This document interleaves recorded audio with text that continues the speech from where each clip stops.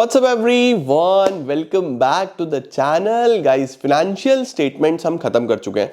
अब हमारा मेनली बचा है फाइनेंशियल स्टेटमेंट विद एडजस्टमेंट्स. तो आज की इस क्लास में हम सभी एडजस्टमेंट्स को समझेंगे और अगली क्लास से डायरेक्टली क्वेश्चंस पे चलेंगे. तो ये बहुत इंपॉर्टेंट क्लास होगी क्योंकि सारी एडजस्टमेंट तो इसी में समझाऊंगा ना. तो बहुत ध्यान से देखना, कॉपी पेन लेके बैठो. ये तुमने समझ लिया तो पूरा चैप्टर तुमको समझ में आ जाएगा.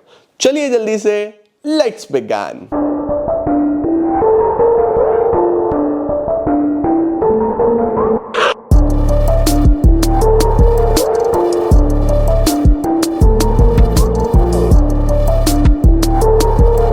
आइए मेरे प्यारे नालायकों शुरू करते हैं. बच्चों, फाइनेंशियल स्टेटमेंट विद एडजस्टमेंट्स का क्या मतलब होता है? फाइनेंशियल स्टेटमेंट्स तो आपने बना ली कि ट्रेडिंग अकाउंट बनता है, प्रॉफिट एंड लॉस अकाउंट बनता है, बैलेंस शीट बनता है, वो सब बनाना आपने सीखा. अब विद एडजस्टमेंट क्या होता है बच्चों कि जब हम ट्रायल बैलेंस बना के रेडी कर देते हैं ना, तो ट्रायल बैलेंस बन गया, उससे फाइनेंशियल स्टेटमेंट्स बन गई. बाद में हमें रियलाइज होता है ट्रायल बैलेंस के बाद कि यार कुछ चीजें तो छूटी गई, कुछ चीजें तो हमने रिकॉर्ड ही नहीं करी, या कुछ चीजें हमने एक्स्ट्रा रिकॉर्ड करी हुई हैं. तो जो चीजें एक्स्ट्रा हैं यानी आने वाले सालों की हैं उनको हटाना भी पड़ता है, और कुछ चीजें जो रह गई इस साल की उनको जोड़ना भी पड़ता है. प्लस बहुत सारी ऐसी एडजस्टमेंट्स होती हैं जो हम भूल गए हैं रिकॉर्ड करना. तो उन सभी एडजस्टमेंट्स को हम लोग बोल देते हैं, जब हम एडजस्ट करते हैं तो फाइनेंशियल स्टेटमेंट्स विद एडजस्टमेंट्स. ठीक है ना बेटा? अब जब एडजस्टमेंट है तो दो जगह एडजस्ट होगी. सर क्यों? बेटा डबल एंट्री सिस्टम हम फॉलो करके चलते हैं. हर चीज के दो इंपैक्ट तो होंगे ही होंगे ना, इंपैक्ट तो दो आएंगे. तो जितनी भी एडजस्टमेंट्स होंगी सबके दो जगह एडजस्टमेंट्स होंगी, सबकी दो जगह इंपैक्ट होंगे. अब वो इंपैक्ट कहां कहां पे हो सकता है? वो इंपैक्ट कहां कहां पे हो सकता है बेटा? या तो ट्रेडिंग एंड बैलेंस शीट हो सकता है, या फिर P&L एंड बैलेंस शीट हो सकता है. तो एडजस्टमेंट तो कहीं भी हो सकता है ना, कि भाई एक तरफ ट्रेडिंग में, एक तरफ बैलेंस शीट में, एक तरफ P&L में, एक तरफ बैलेंस शीट में, एक तरफ ट्रेडिंग में, एक तरफ P&L में, कुछ भी इस तरीके का एडजस्टमेंट. तो जो भी चीजें रह गई हैं वो सब कम से कम दो दो जगह एडजस्ट होंगी. तो सर कितने एडजस्टमेंट्स है बेटा? 21-22 एडजस्टमेंट्स हैं. आप सारे आज की क्लास में समझ लोगे, फिर सीधा हम क्वेश्चन कर पाएंगे आसानी से. ठीक है, आओ जरा शुरू करते हैं. एडजस्टमेंट एंट्रीज हम लास्ट में देखेंगे, बाकी हम यहां पे फिल कर लेंगे कि कौन सा ट्रेडिंग में एडजस्ट होगा, कौन सा P&L में, कौन सा बैलेंस शीट में. ठीक है, तो सबसे पहला जो हमारा एडजस्टमेंट है वो आ रहा है बच्चों क्लोजिंग स्टॉक. अब क्लोजिंग स्टॉक के बारे में आप सब जानते हो कि क्लोजिंग स्टॉक कौन सी दो जगह पे एडजस्ट होता है. तो क्लोजिंग स्टॉक बेटा सिंपल, एक तो ट्रेडिंग के क्रेडिट साइड में आता है सेल के नीचे, और दूसरी जगह ये आता है बैलेंस शीट में एसेट्स में. दूसरी जगह कहां पे आता है? बैलेंस शीट के एसेट्स में. तो क्लोजिंग स्टॉक तो आप ऑलरेडी दो जगह लिखते आ रहे हो. कहां कहां पे? ट्रेडिंग के क्रेडिट में और बैलेंस शीट के एसेट साइड में. ठीक हो गया? हाँ सर. अब बच्चों हमारे पास दूसरा आया आउटस्टैंडिंग एक्सपेंसेस. आउटस्टैंडिंग का क्या मतलब होता है? आउटस्टैंडिंग का मतलब होता है due but not yet paid. कोई खर्चा बेटा ड्यू है लेकिन अभी तक पे नहीं हुआ है. सर ड्यू है अभी तक पे नहीं हुआ है, इसका क्या मतलब है? इसका मतलब यह है कि मुझे कोई पैसा देना है लेकिन मैंने अभी तक दिया नहीं है, मैंने अभी तक इसकी पेमेंट नहीं करी है. तो क्या करूं बेटा? इस साल का खर्चा है, सपोज सैलरी की बात कर लो. हमने सपोज ट्रायल बैलेंस में लिखा हुआ है सैलरी 10,000, तो वो सैलरी आपने P&L में लिख दी होगी 10,000. अब नीचे एडजस्टमेंट में लिखा आया कि 2,000 की सैलरी इज स्टिल आउटस्टैंडिंग. इसका मतलब 10,000 तो दे दिया है लेकिन 2,000 अभी भी देना बाकी है. तो अगर देना बाकी है तो आप क्या करोगे? उसको लिखोगे ना. अब भाई जो खर्चा देना है वो तो देना ही है ना. तो अगर वो वेजेस हुआ तो फिर वो ट्रेडिंग में जुड़ेगा खर्चे में, जो भी खर्चा है. वेजेस है तो वेजेस में जुड़ जाएगा. अगर वो सैलरी हुआ तो फिर वो P&L में जुड़ जाएगा सैलरी में. अल्टीमेटली है तो खर्चा ही. तो हो सकता है वो ट्रेडिंग के डेबिट साइड में आए, ट्रेडिंग में जिस भी एक्सपेंस से रिलेटेड है उसमें ऐड कर दो. हो सकता है वो P&L में जो भी एक्सपेंस से रिलेटेड है उसमें ऐड कर दो, क्योंकि खर्चा तो करना ही है ना, तो ऐड तो करना ही है आपको क्योंकि वो पेमेंट होनी है. प्लस दूसरी जगह कहां पे आएगा? सर कोई भी पैसा किसी का देना होता है तो वो लाइबिलिटी होती है, तो ये बैलेंस शीट की लाइबिलिटी साइड में हम दिखाएंगे. तो आउटस्टैंडिंग क्या है, कोई पैसा देना बाकी है, तो या तो एक्सपेंसेस में जोड़ो ट्रेडिंग में P&L में, और दूसरी जगह लाइबिलिटीज में लिख दो। ठीक है जी। इसके बाद हमारे पास आता है प्रीपेड एक्सपेंसेस। प्रीपेड का क्या मतलब होता है बच्चों? प्रीपेड का मतलब होता है पेड इन एडवांस। प्रीपेड का क्या मतलब होता है? पेड इन एडवांस, कि आपने कोई पैसा एडवांस में दे दिया। सपोज सैलरी आपने दे दी 14,000 रुपए, ट्रायल बैलेंस में दिख रहा है 14,000 की सैलरी, तो एक बार तो आप P&L में ले गए 14,000 की सैलरी। अब नीचे लिखा आया कि 2,000 salary is for next year, 2,000 की सैलरी अगले साल की है। भाई अगर अगले साल की है वो सैलरी, तो इस साल की बुक्स में तो नहीं आनी चाहिए। भाई अगले साल का खर्चा अगले साल लिखेंगे ना, इस साल थोड़ी ना लिखेंगे। तो 14 में वो 2,000 फालतू है, तो क्या करें, उसको हटा देना। सिमिलरली वेजेस में भी हो सकता है कि प्रीपेड वेजेस हो, फिर वो ट्रेडिंग में से हटेगा। तो डिपेंड करता है कौन सा खर्चा है। अगर ट्रेडिंग का कोई खर्चा है तो ट्रेडिंग में से माइनस होगा, P&L का खर्चा है तो P&L में से माइनस होगा, राइट। तो यहां पे हम क्या करेंगे, अगर कोई खर्चा ट्रेडिंग वाला है तो ट्रेडिंग में एक्सपेंस में से माइनस कर दो। अगर कोई खर्चा P&L वाला है तो P&L में एक्सपेंस में से माइनस कर दो, और बैलेंस शीट की एसेट साइड उसको दिखा दो। ठीक है सर, एसेट क्यों? बेटा आप कोई भी पैसा किसी को एडवांस में देते हो तो आपका वो एसेट होता है। सर मेरा एसेट क्यों होता है? क्योंकि आपको उसका बेनिफिट फ्यूचर में मिलता है ना। आप सैलरी आपने अगले साल की दे दी तो अगले साल तक का फायदा मिलेगा ना आपको उसका, वो आपका एसेट होता है। ठीक है बच्चे। नेक्स्ट आता है डेप्रीसिएशन। डेप्रीसिएशन का क्या मतलब होता है? एसेट का वैल्यू कम होना। एसेट का वैल्यू कम होना, इसको क्या बोलते हैं? डेप्रीसिएशन। तो जब हम डेप्रीसिएशन लगाएंगे तो सबसे पहले तो एसेट में से माइनस करूं जिस पे भी डेप्रीसिएशन लग रहा है, तो बैलेंस शीट में एसेट में से कर देना माइनस। जैसे सपोज फर्नीचर दिया हुआ है 1 लाख का और लिखा हुआ है 10% डेप्रीसिएशन लगाओ, तो फर्नीचर में से 1 लाख में से 10% 10,000 हटा दो, और दूसरी जगह वो आपका नुकसान है, सारे नुकसान P&L के डेबिट में, तो इधर तो नहीं आएगा, P&L के डेबिट साइड में आएगा डेप्रीसिएशन के नाम से। तो ध्यान रखेंगे, डेप्रीसिएशन एसेट में से माइनस और P&L के डेबिट में। ट्रेडिंग में इसका कोई काम नहीं है। ओके, बढ़िया हो गया सर। उसके बाद एक्रूड इनकम। एक्रूड इनकम का मीनिंग यही लिखा हुआ है, income earned but not received. मैंने कोई पैसा कमा लिया है लेकिन मुझे अभी रिसीव नहीं हुआ। फॉर एग्जाम्पल, मैंने किसी स्कूल में पढ़ाता हूं, मैंने मार्च में पूरा पढ़ा दिया अच्छे से, लेकिन मेरी सैलरी नहीं मिली। अब ईयर एंड हो गया, मैंने पढ़ा दिया, मेरी तरफ से तो पैसा मिल जाना चाहिए था, लेकिन पैसा मिल रहा है अप्रैल में। अब भले ही अप्रैल में मिले, मई में मिले, जून में मिले, कभी भी मिले, है तो बेसिकली मार्च का ही पैसा ना बच्चा वो। तो बेसिकली हम क्या करते हैं जो भी खर्चा हमने, जैसे हमारा कोई खर्चा देना रह गया था तो हमने जोड़ा ना, भले ही देना रह गया है हमने जोड़ा क्योंकि वो था इसी साल का। सिमिलरली कोई इनकम भले ही ना मिली हो लेकिन है तो इसी साल की ना, तो हमें वो भी जोड़नी चाहिए। तो हम क्या करते हैं, एक्रूड इनकम को इनकम में प्लस कर देते हैं। तो ट्रेडिंग में तो ये नहीं आता, ये P&L में इनकम में प्लस होता है। कौन सी साइड? Credit side. P&L में इनकम में क्रेडिट साइड प्लस होता है। लाइक फॉर एग्जांपल, इंटरेस्ट है 5,000 लिखा हुआ है और नीचे लिखा हुआ है 1,000 का एक्रूड है, 1,000 का मिलना बाकी है, तो जोड़ दो ना उसके अंदर। दूसरी जगह भाई मुझे कोई पैसा लेना है, मेरा पैसा है, मुझे मिलना है, तो बैलेंस शीट के एसेट्स में कर दो प्लस, बैलेंस शीट के एसेट में कर दो प्लस। इसके बाद क्या है बच्चा? Unearned income. अनअर्न्ड इनकम का क्या मतलब होता है? Income received in advance. कोई इनकम मिल गई है जिसमें अगले साल का भी कुछ पैसा है। सपोज इंटरेस्ट मिला 15,000 और नीचे लिखा हुआ है कि 3,000 अनअर्न्ड है, यानी अगले साल का है। तो अगले साल का है तो इस साल क्यों लिखूं? हटाओ उसको। तो 15 में से 3 हटा देंगे, तो इसमें हम इनकम में से माइनस कर देंगे, और कोई भी पैसा आपको एडवांस में मिलता है तो आपके लिए लायबिलिटी है। मुझे अगर पैसा एडवांस में मिला तो मेरे लिए लायबिलिटी है क्योंकि मुझे उसके अगेंस्ट काम करना है, राइट। तो ये बच्चा हमारे पास सारी की सारी 6 एडजस्टमेंट्स का ट्रीटमेंट होता है। पहले इसका स्क्रीनशॉट लो फिर आगे चलते हैं। ये हो गया, बढ़िया सर, बहुत बहुत बढ़िया सर। सर अगली 7 एडजस्टमेंट्स कौन कौन सी है? सबसे पहले interest on capital. Interest on capital क्या है बेटा? ये बेसिकली फर्म पार्टनर को इंटरेस्ट दे रही है, फर्म ओनर को। फर्म ओनर को इंटरेस्ट दे रही है। सर क्यों दे रही है? बेटा ओनर ने बिजनेस में कैपिटल लगाया है ना, वो पैसा वो बिजनेस में ना लगा के किसी बैंक में रखता तो बैंक भी तो उसको इंटरेस्ट देता ना। तो ओनर बोलता है मैंने तो फर्म में लगाया तो मुझे भी क्या मिलना चाहिए? इंटरेस्ट मिलना चाहिए।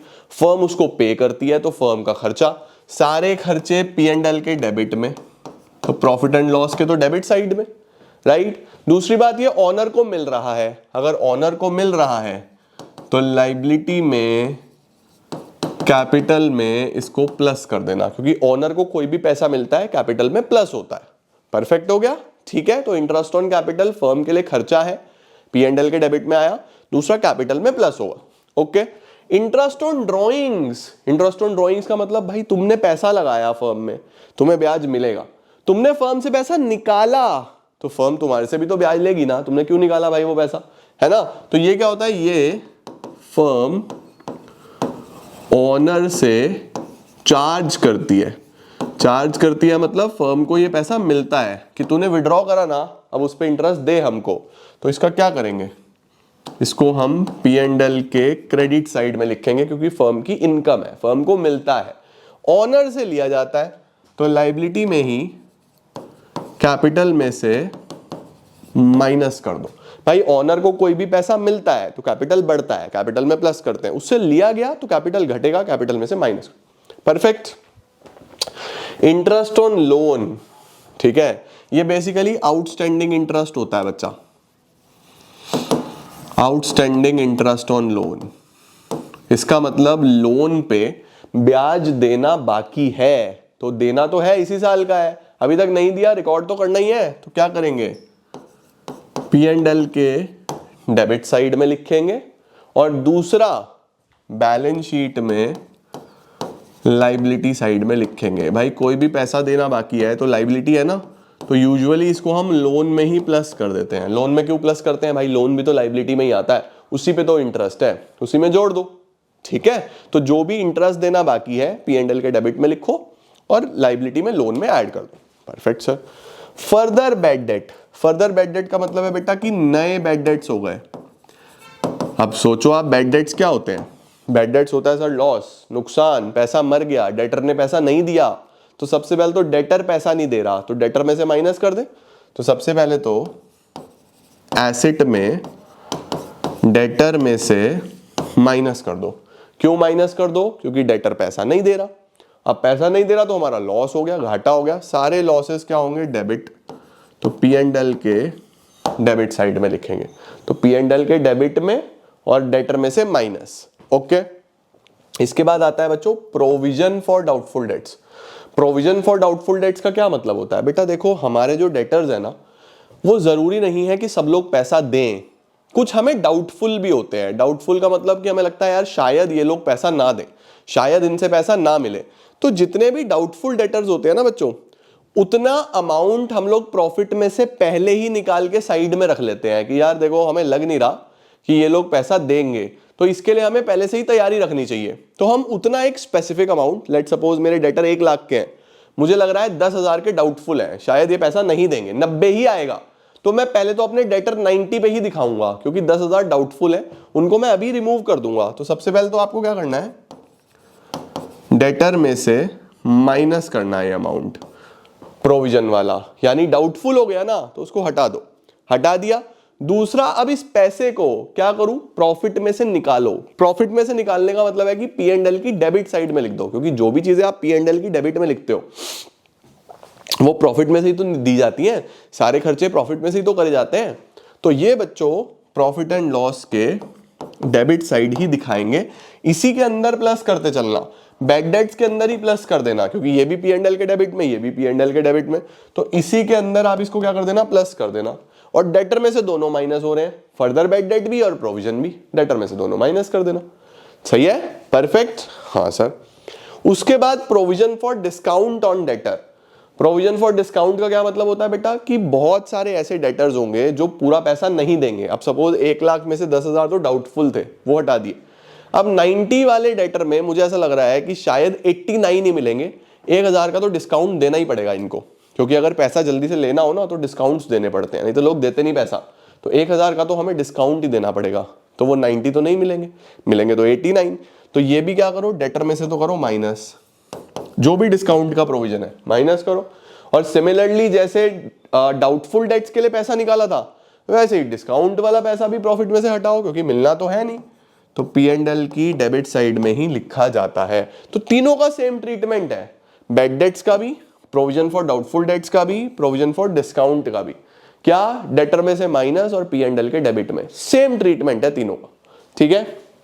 Abnormal loss of stock, abnormal loss का मतलब होता है बच्चा, आग लग गई, लॉस बाय फायर, चोरी हो गई, लॉस बाय थेफ्ट, इस तरीके की चीजें। तो आग लग गई, चोरी हो गई, इसको हम बोलते हैं basically abnormal loss of stock. तो अगर एबनॉर्मल लॉस हुआ है, इन केस एबनॉर्मल लॉस हुआ है, तो इस सिनेरियो में क्या होगा, माल जल गया, माल चोरी हो गया, तो ट्रेडिंग में से तो कर दो माइनस, ट्रेडिंग में परचेजेस में से माइनस कर दो बच्चों, परचेजेस में से इसको माइनस कर दो, ठीक है। P&L में लिखूंगा क्या उसको, ऑफ कोर्स लिखना पड़ेगा बेटा। सर P&L में क्यों लिखना पड़ेगा, भाई माल जल गया तो नुकसान हो गया ना, तो P&L के डेबिट साइड में लिख दो, P&L के डेबिट साइड में लिख दो। भाई 50,000 के माल पे अगर आग लग गई तो परचेज में से माइनस करो, क्योंकि गुड्स जल गए, और P&L के डेबिट में लिख दो। अब इसमें ना बच्चा एक स्पेशल केस आता है, अगर इंश्योरेंस हो, अगर हमारे पास इंश्योरेंस हो, तो इसमें ये स्पेशल केस है। अब सपोज आपके 50,000 के माल में आग लगी, तो 50,000 तो आप परचेज में से कर देना माइनस, ये मैं एग्जांपल ले रहा हूं, वैसे ही 50,000 तो कर दो परचेज में से माइनस। अब सपोज इंश्योरेंस कंपनी ने हमें बोला कि हम 30,000 आपको दे देंगे, 30,000 हम आपको दे देंगे, क्योंकि आपने गुड्स का इंश्योरेंस कराया हुआ था। अब मुझे बताओ, अगर 30,000 कंपनी दे देगी तो कंपनी मेरा डेटर हो गई, कंपनी से पैसा लेना है, तो उसको आप बैलेंस शीट में एसेट्स में लिख दो 30,000। एसेट्स में क्या लिखना है आपको, इंश्योरेंस कंपनी, जो पैसा इंश्योरेंस कंपनी दे रही है। अब 50 के माल में आग लगी, वो तो परचेज में से हटा दिया, जो कंपनी ने प्रॉमिस कर दिया वो एसेट में लिख दो। अब जो बेसिकली नुकसान हुआ वो कितना हुआ, 20 का, 50 में से 30 तो मिल जाएगा, वो P&L के डेबिट में लिखो, ये P&L के डेबिट में आएगा। और अगर इंश्योरेंस हो ही ना, फिर ये कुछ नहीं है, जितनी आग लगी है उतना ही लॉस है, समझे, क्लियर हुआ। लो इसका स्क्रीनशॉट, बढ़िया सर, परफेक्ट हो गया। अगली एडजस्टमेंट्स देखो, खत्म हो गई क्या, हाँ 20 है। अगली एडजस्टमेंट देखो, अब ये आसान एडजस्टमेंट्स हैं, बहुत ही आसान है, बहुत बहुत बहुत आसान बच्चों। सबसे पहले अगर आपने गुड्स की चैरिटी कर दी, चैरिटी का मतलब गुड्स आपने चंदा में दे दिए, मुफ्त में दे दिए, तो भाई एक बात बताओ, गुड्स आपने दे दिए तो परचेजेस में से माइनस, परचेज में से माइनस, और बिजनेस बोलता नुकसान हो गया यार, क्यों दिए तुमने गुड्स, ये कोई मुफ्त की चीज थोड़ी दी है, तो बिकते, तो इसको प्रॉफिट एंड लॉस के डेबिट साइड में लिख दो, बैलेंस शीट में नहीं आता है, ठीक है। तो परचेज में से माइनस और P&L के डेबिट में लिख दो। सिमिलरली आपने गुड्स फ्री सैंपल्स के फॉर्म में बांट दिए, किस फॉर्म में बांट दिए, free samples, goods distributed as free samples, तो बताओ जी। अब अगर तुमने गुड्स फ्री सैंपल के तरीके से बांट दिए, तो फिर परचेज में से माइनस, क्योंकि आपने गुड्स तो फ्री में बांटे, और फिर लॉस हो गया, तो P&L के डेबिट साइड में। उसके बाद बोल रहा है कि आप गुड्स निकाल के घर ले गए, ड्रॉइंग्स इन गुड्स, गुड्स निकाले घर ले गए, तो परचेज में से माइनस, और ड्रॉइंग्स को क्या करते हैं, ड्रॉइंग्स को हम करते हैं कैपिटल में से माइनस, कैपिटल में से माइनस। तो गुड्स तो जा ही रहे हैं, तो आग लग रही है या घर लेके जा रहा है, परचेज में से माइनस, कैपिटल में से minus. Then we have manager का कमीशन, मैनेजर का कमीशन, मैनेजर कौन होता है बेटा, मैनेजर हमारा एम्प्लॉई है, एम्प्लॉई को कमीशन देना है, वो देना बाकी है, तो देना बाकी है तो सबसे पहले तो बैलेंस शीट की लायबिलिटी में आएगा, क्योंकि पैसा आपको देना था, वो देना बाकी है। दूसरा बच्चों वो आ जाएगा P&L के डेबिट साइड में, दूसरा कहां पे आ जाएगा, प्रॉफिट एंड लॉस के डेबिट साइड में। बस अब ये ध्यान रखना कि जो मैनेजर कमीशन होता है ना, वो दो तरीके का होता है, मैं अभी बताता हूं कौन सा होता है, क्योंकि मैं अगर ये हटाऊंगा ना तो फिर ये सब हट जाएगा। एक बार पहले ये करा दूं, देखो, good sold but omitted to be recorded, माल बेच दिया बट रिकॉर्ड करना भूल गए तो एंट्री कर दो यार, एंट्री करना भूल गए ना, माल बेचा एंट्री करना भूल गए, एंट्री कर दो। तो क्या एंट्री होगी बताओ जरा, आप मुझे बताओ भाई, माल बेच दिया एंट्री करना भूल गए तो एक तो सेल बढ़ेगी, सेल्स में करो प्लस, ट्रेडिंग में लिखी जाती है ना सेल्स, उसमें प्लस करो। दूसरा डेटर में करो प्लस, कि भाई माल बेचा है तो पैसा लेना बाकी है ना, एंट्री क्या बनती है, debtor debit to sale, right. अब कुछ बच्चों के दिमाग में आएगा सर कैश टू सेल भी तो हो सकता है बेटा, अगर वो स्पेसिफिकली बोले कि कैश सेल है और रिकॉर्ड करना भूल गए, फिर कैश में जोड़ना और सेल में जोड़ना। अगर कुछ नहीं बोल रहा तो डेटर और सेल में जोड़ना, ठीक है, ओके। स्क्रीनशॉट लो, फिर मैनेजर कमीशन कराता हूं तुम्हें कि 2 तरीके की ट्रीटमेंट यही होगा, कैलकुलेशन थोड़ी सी अलग है। स्क्रीनशॉट ले लो, डन। हाँ सर, अब देखो हमारे पास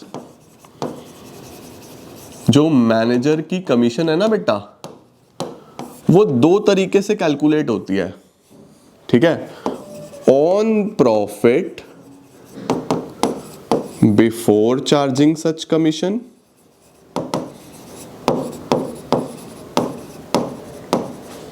and on the profit after charging such commission. After charging such commission, इसका क्या मतलब हुआ बेटा, फॉर एग्जाम्पल आपको प्रॉफिट निकल के आया 10,000 रुपए का, यानी आपने पूरा ट्रेडिंग बनाया, पूरा P&L बनाया, P&L के लास्ट में आपको प्रॉफिट 10,000 का आ रहा है, और क्वेश्चन में दिया हुआ है कि manager is to be given commission at the rate 10%, किस पे, on the profit before charging such commission. कौन से प्रॉफिट पे, जिसमें से अभी कमीशन चार्ज ना हुई हो, तो वो तो यही प्रॉफिट है, इसमें से कोई कमीशन थोड़ी चार्ज हुई है। चार्ज का मतलब होता है माइनस होना, चार्ज का क्या मतलब होता है, माइनस होना। तो किस प्रॉफिट पे कमीशन देनी है, बिफोर चार्जिंग सच कमीशन, यानी जिस प्रॉफिट में से अभी कोई कमीशन माइनस नहीं हुई। तो सिंपल क्या करेंगे, कमीशन कैसे निकलेगी, कमीशन निकल जाएगी, सिंपल प्रॉफिट लिया 10,000 का इंटू 10/100, 1,000 की कमीशन आ गई। ये 1,000 की जो कमीशन है P&L के डेबिट साइड में लिखो और बैलेंस शीट की लायबिलिटी में लिखो कि ये पैसा देना बाकी है। तो जब ऐसा होना तो फिर तो बहुत सिंपल है, क्या करना है, प्रॉफिट इंटू रेट अपॉन 100,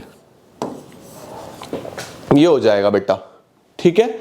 अब दूसरा केस देखो, ये तो सिंपल ही था, प्रॉफिट पे 10%। दूसरा केस क्या है, मैनेजर को कमीशन देनी है। अब सपोज प्रॉफिट दिया हुआ है 11,000 रुपए, प्रॉफिट दिया हुआ है 11,000 रुपए, ठीक है। अब देखो क्या बोल रहा है, manager is to be given commission at the rate 10% on the profit, किस प्रॉफिट पे, after charging such commission. After charging का मतलब उस प्रॉफिट पे जिसमें से कमीशन माइनस हो चुकी है। ये तो बिफोर चार्जिंग था, सिंपल था ये, तो इसमें से माइनस नहीं हुई तो हमने सिंपली उसी पे दे दिया। लेकिन ये क्या बोल रहा है कि उस प्रॉफिट पे 10% जिसमें से कमीशन माइनस हो चुकी है। यानी कि फॉर एग्जांपल मैं कमीशन को मान लूं कितना परसेंट, 10% है ना। अब सपोज मैं कमीशन को मान लूं कि कमीशन आई x, कमीशन कितनी आई x, तो मेरे पास प्रॉफिट आफ्टर चार्जिंग कमीशन कितना हुआ, 11,000 माइनस x, यही तो हुआ।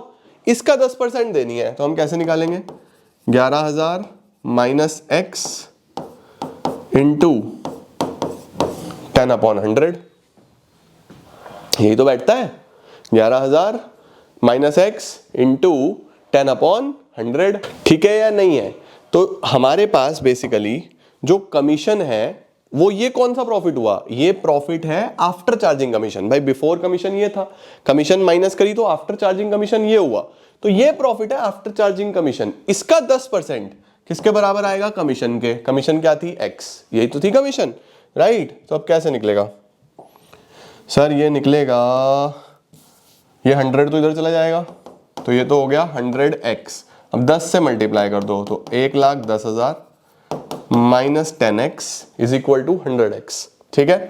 अब 1,10,000 is equal to 100 plus 10x, तो 110x, तो x की वैल्यू आ गई 1,10,000 डिवाइडेड बाय 110, 0 से 0 खत्म, 1000, 1,000 की कमीशन आ गई। कितनी कमीशन आ गई बेटा, 1,000 रुपए की। बट तुम इतना कैलकुलेशन करोगे मैथमेटिक्स का तो उलझ जाओगे ना, उलझ जाओगे। तो तुम्हें मैं एक शॉर्टकट बता दूं, तो अगर कभी भी आफ्टर चार्जिंग कमीशन दिया हुआ हो, आफ्टर चार्जिंग, तो ध्यान रखना कमीशन कैसे निकलती है, प्रॉफिट, जो भी आपको प्रॉफिट दिया हुआ है, into rate upon 100 plus rate, ये लगा देना।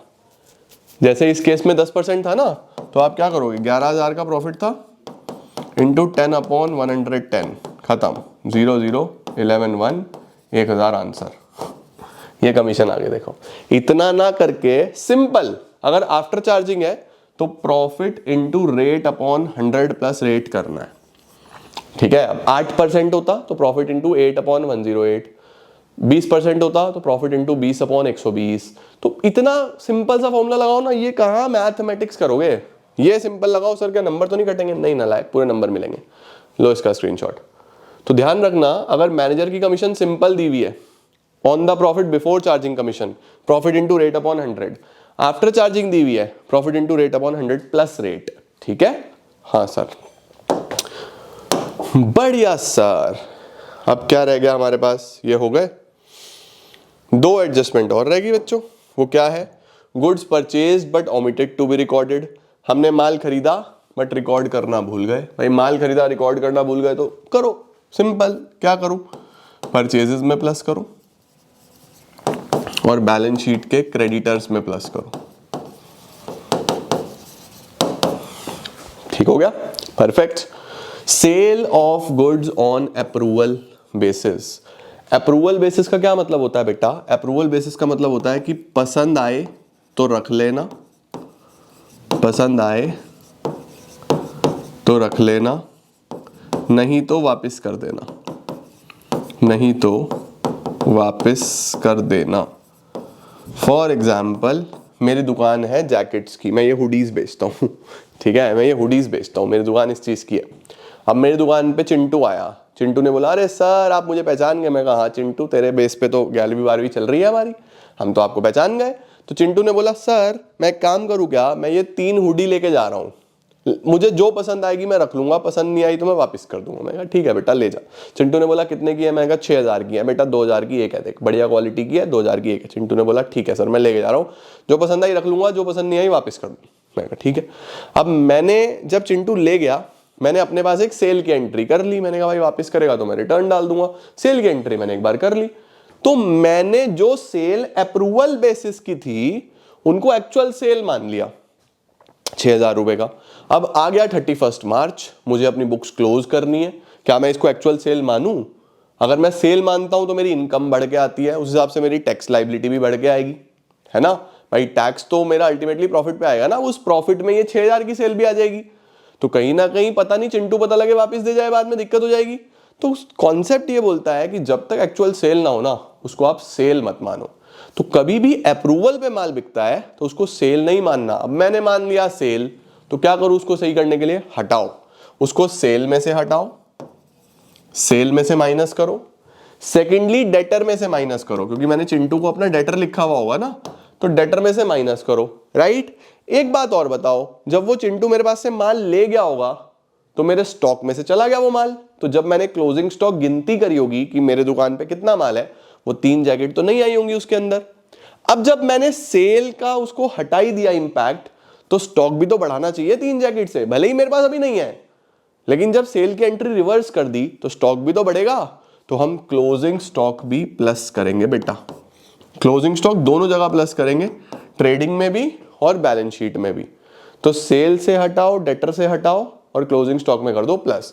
बस ध्यान से देखने वाली बात यह है बेटा कि सेल और डेटर से जो एडजस्टमेंट होगा ये सेल प्राइस पे होगा, क्योंकि चिंटू को जैकेट सपोज 4,000 की थी, 4 वाली 6 में दी, तो 2,000 का प्रॉफिट भी तो बनाना था, तो सेल प्राइस पे होगी ये एंट्री। लेकिन जो माल आएगा क्लोजिंग स्टॉक, क्लोजिंग स्टॉक तो हम अपना कॉस्ट पे लिखते हैं, ये कॉस्ट प्राइस में प्लस करना। तो आपको क्वेश्चन में दोनों दिए होंगे, सेल प्राइस भी कॉस्ट प्राइस भी, तो क्लोजिंग स्टॉक को जो ऐड करोगे वो कॉस्ट प्राइस पे करोगे, और जो बेसिकली माल बिका है सेल और डेटर की एंट्री वो सेल प्राइस पे करोगे। Is this good to go? Perfect. ये बच्चों हमारी एडजस्टमेंट्स होती हैं। कुछ हमारी कॉन्टिंजेंट लाइबिलिटीज होती हैं। कॉन्टिंजेंट लाइबिलिटीज कैसी होती हैं बेटा, जैसा कोई कोर्ट केस पेंडिंग चल रहा है, कोर्ट केस पेंडिंग चल रहा है, तो उसको हम फुट नोट्स में दिखाते हैं। फुट नोट्स का मतलब है कि बैलेंस शीट के नीचे बस नोट लिख दूंगा कि भाई अगर केस हारूंगा तो ही तो मेरी लाइबिलिटी होगी ना, कि मेरे ऊपर कोई केस चल रहा है, हार गया तो पैसा देना है, नहीं हारा तो फिर पैसा नहीं देना, सिंपल सी बात है। तो अगर कोई कोर्ट केस चल रहा है तो फुट नोट में उसको लिख देंगे कि भैया ये हमारी कॉन्टिंजेंट लाइबिलिटी है। दैट इज इट बच्चों, दैट इज इट। ये हमारी सारी एडजस्टमेंट्स होती हैं। मुझे उम्मीद है कि आपको सारी एडजस्टमेंट समझ में आई होगी। कोई दिक्कत है तो कमेंट सेक्शन में बताना, मैं अगली क्लास में क्वेश्चन में वो चीज़ दोबारा डिस्कस कर दूंगा, ठीक है। इनको अच्छे से देख लो, नोट कर लो, समझ लो, लर्न कर लो, सब कुछ करना है, समझना भी है, याद भी करना है, एग्जाम में गड़बड़ नहीं होनी चाहिए। कल क्वेश्चन कराता हूं और फिर ये चैप्टर को भी फटाफट से खत्म कर देंगे, ठीक है। अभी के लिए इतना ही। Thank you so much. Keep growing, keep glowing and keep smiling.